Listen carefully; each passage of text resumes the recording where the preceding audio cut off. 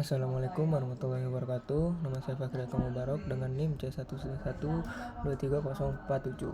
Di sini saya akan mempresentasikan soal-soal dari mata kuliah Cyber Security dengan dosen pengampu yaitu Bapak Bambang Purnomo SIMM. Baik, langsung saja. Yang pertama, definisi dan pentingnya manajemen risiko cyber. Pertama, definisi manajemen risiko cyber security risk management adalah proses identifikasi, analisis, evaluasi, dan mitigasi risiko yang terkait dengan ancaman dunia maya untuk melindungi aset digital organisasi. Proses ini melibatkan langkah-langkah seperti penilaian kerentanan, pemantauan ancaman, dan penerapan kontrol keamanan untuk mengurangi dampak serangan cyber. Tanpa manajemen risiko yang efektif, organisasi dapat mengalami kerugian besar, termasuk kebocoran data, gangguan operasional, kerusakan reputasi, dan sanksi regulasi. Dengan menerapkan manajemen risiko cyber, organisasi tidak hanya melindungi asetnya, tetapi juga memastikan kelangsungan bisnis dan kepercayaan stakeholder. Lalu ada perbandingannya. Risiko operasional berkaitan dengan kegagalan proses internal manusia atau sistem yang mengganggu operasi sehari-hari seperti kesalahan karyawan atau kegagalan peralatan.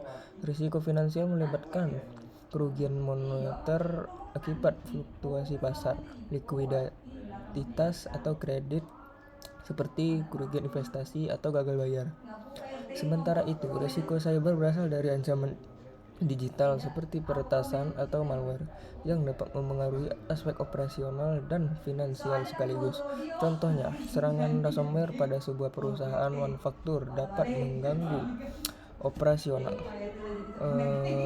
produksi. Risiko operasional sekaligus memaksa perusahaan membayar tebusan atau menanggung biaya pemulihan sistem risiko finansial. Baik, yang kedua itu tahapan proses manajemen risiko cyber. Di sini ada 5 tahapan. Yang pertama yaitu identifikasi risiko. Identifikasi risiko adalah mengidentifikasi aset-aset kritis organisasi beserta ancaman dan kerentanan yang mungkin memengaruhinya. Seorang manajer risiko cyber akan melakukan inventarisasi aset seperti data pelanggan, sistem IT, dan infrastruktur jaringan.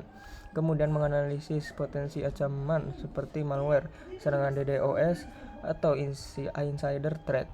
Contohnya aktivitas konkret termasuk melakukan pemindaian kerentanan, mengaudit kebijakan keamanan, dan berkolaborasi dengan departemen lain untuk memahami risiko yang relevan dengan operasional bisnis. Yang kedua ada analisis risiko. Menganalisis tingkat keparahan dan kemungkinan terjadinya manajer risiko cyber menggunakan metode kualitatif atau skala risiko tinggi, sedang, rendah, atau kuantitatif, perhitungan dampak finansial untuk mengevaluasi risiko. Contohnya aktivitasnya mencakup menggunakan framework seperti NIST atau ISO 27005 untuk menilai risiko. Memetakan skenario serangan, contohnya bagaimana phishing dapat mengakibatkan kebocoran data, serta memperkirakan biaya pemulihan jika serangan terjadi. Yang ketiga ada evaluasi risiko. Pada tahap ini, manajemen risiko cyber membandingkan hasil analisis dengan toleransi risiko organisasi untuk menentukan prioritas penanganan. Risiko yang melebihi batas toleransi seperti pelanggaran data pelanggan harus segera ditangani, sementara risiko rendah mungkin hanya dipantau.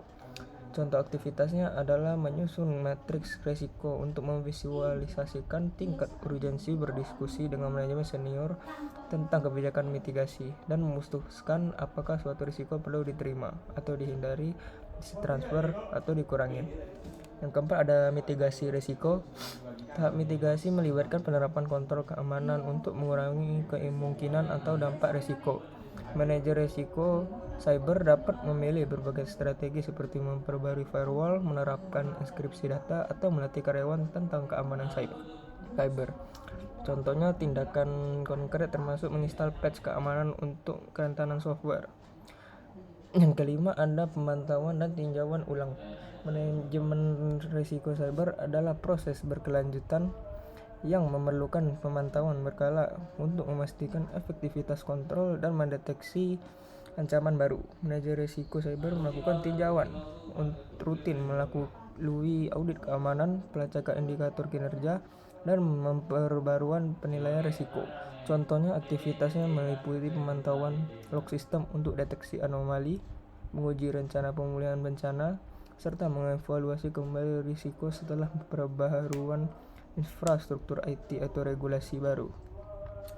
Selanjutnya, soal nomor 3 itu identifikasi aset, ancaman, dan kerentanan.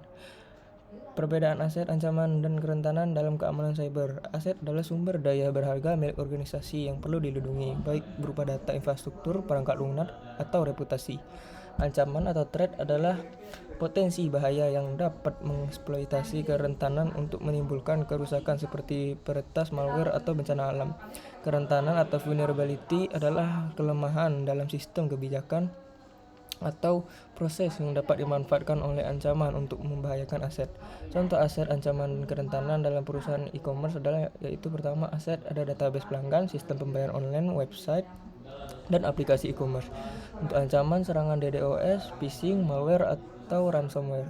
Untuk kerentanan, software yang tidak diupdate, konfigurasi keamanan yang lemah, kurangnya pelatihan keamanan karyawan. Baik, selanjutnya soal nomor 4 yaitu strategi penanganan risiko. Yang pertama ada risk acceptance atau penerimaan risiko. Strategi ini digunakan ketika organisasi menyadari bahwa adanya risiko tetapi memutuskan untuk tidak mengambil tindakan karena biaya mitigasi yang lebih tinggi daripada dampak potensial atau karena risikonya nilai lebih rendah. Yang kedua ada risk avoidance atau penghindaran risiko. Organisasi memilih untuk sepenuhnya menghindari aktivitas atau teknologi yang berisiko tinggi. Jika suatu layanan atau fitur memiliki kerentanan keamanan yang parah dan tidak dapat diperbaiki dengan mudah, perusahaan mungkin memutuskan untuk tidak menggunakan sama sekali. Yang ketiga ada risk mitigation atau pengurangan risiko. Strategi ini melibatkan penerapan kontrol keamanan untuk mengurangi kemungkinan atau dampak risiko. Yang terakhir ada risk transfer, pengalihan risiko. Risiko tidak dihilangkan tetapi dialihkan ke pihak ketiga, biasanya melalui asuransi cyber atau outsourcing layanan keamanan. Untuk contoh aplikasi pada perusahaan fintech startupnya yaitu di risk acceptance atau penerimaan risiko adalah sebuah fintech startup mungkin menggunakan open source library tertentu yang memiliki risiko keamanan kecil seperti kerentanan yang jarang terjadi. Yang kedua ada risk avoidance, penghindaran risiko. Jika startup fintech menemukan bahwa penggunaan blockchain tertentu memiliki risiko regulasi yang tinggi di beberapa negara, mereka mungkin memutuskan untuk tidak mengintegrasikan teknologi tersebut sama sekali guna menghindari konsekuensi. Ketiga ada risk mitigation atau pengurangan risiko. Untuk mengurangi risiko serangan man in the middle pada aplikasi mobile, perusahaan fintech menerapkan two-factor authentication dan enkripsi end-to-end pada semua transaksi. Yang terakhir ada risk transfer atau pengalihan risiko. Startup fintech membeli polis asuransi cyber yang mencakup biaya pemulihan jika terjadi pelanggaran data. Dengan demikian, jika terjadi serangan ransomware yang mengakibatkan kerugian finansial.